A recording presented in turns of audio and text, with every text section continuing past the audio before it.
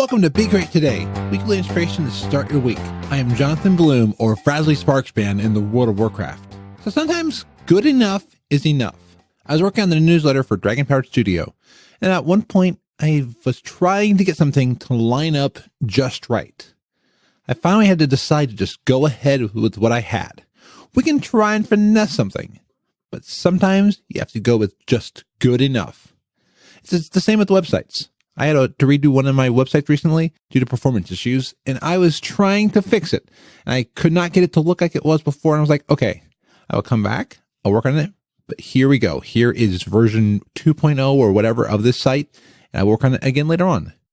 I've been working on my podcast, finding that balance of too much editing versus too little.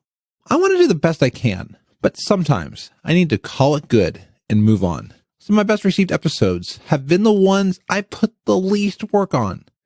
And some of the ones I put the most work on, I get very few downloads on it. It's not that we shouldn't try, but there is a level where we need to meet a deadline and learn from what we just did. We won't be perfect, but we will get better as we get along. I was talking with somebody recently who had all the equipment, had everything laid out, but they weren't going to go ahead yet because it wasn't perfect. You know, my first few episodes sucked. I took a long time until I got to a rhythm. About a year, I'm going to find out that these episodes I feel like are crap. I mean, I'm going to get better as I go along. So this week, think through what is good enough and when we can move on to the next project.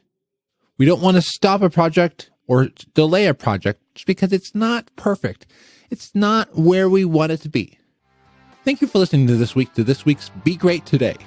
You can find the show at inspirationalpodcast.com. So until next week, be awesome. Okay, how was that? This show is brought to you by Dragon Powered Studio. Find more at dragonpoweredstudio.com.